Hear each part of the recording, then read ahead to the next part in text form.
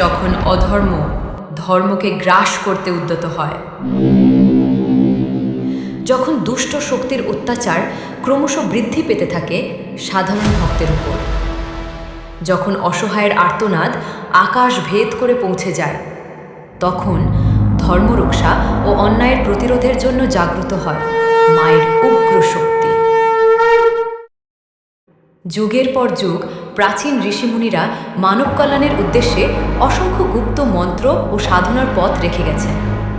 আর সেই সব গুপ্ত তন্ত্রমন্ত্রের মধ্যেই লুকিয়ে আছে এক বিরল, এক প্রখর, এক মহাশক্তিধর মন্ত্র, শত্রু দমন ছিন্নমস্তা মহামন্ত্র।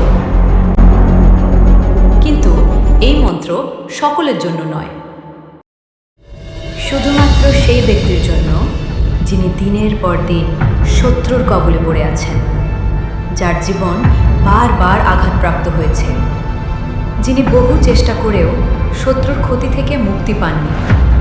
শুধুমাত্র তারাই গুরুর অনুমতি নিয়ে এই মন্ত্র প্রয়োগ করবেন, কারণ এই মন্ত্র অসহায়ের জন্য আশীর্বাদ আর দুষ্টের জন্য দমনকারী শক্তি। এবার মন্ত্র জানার আগে জেনে নিন এর সঠিক নিয়ম সম্পর্কে, কারণ নিয়মের সামান্য ভুলও সাধনার ফলকে বাধাগ্রস্ত করতে পারে। তাই প্রতিটি নিয়ম মনোযোগ দিয়ে শুনুন এবং সঠিকভাবে পালন করুন। যে কোনো অমাবস্যার রাত্রিতে এই মন্ত্র কমপক্ষে 108 বার জপ করতে হবে।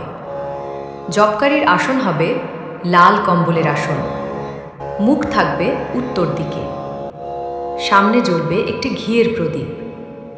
এরপর পূর্ণ একাগ্রতার সঙ্গে জপ করুন এই মহাশক্তিশালী ছিন্নমস্তা মহামন্ত্র। মন্ত্রটি হল শ্রীম হ্রিম ক্লিম এম বজ্রব্যরোচনীয়ে হু হু ফট স্বাহা। জয় মা ছিন্নমস্তা।